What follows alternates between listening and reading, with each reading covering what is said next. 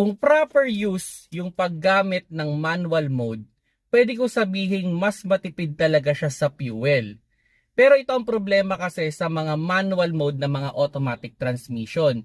Hindi siya kusang nag-a-upshift. Pero pag bumabagal naman kayo, kusa naman siya nagda-downshift. May mga pagkakataon na ang ingay na nung makina bago pa tayo nag-a-upshift. At doon tumataas yung fuel consumption natin pag tayo ay naka-manual mode. Pero ang maganda kasi sa manual mode, tayo yung driver, tayo yung nagdi-decide kung ano yung cambio at tayo yung nakakita nung susunod na kalsada. So kung nakita naman natin na paahon yung kalsada, pwede na tayong mag-downshift agad.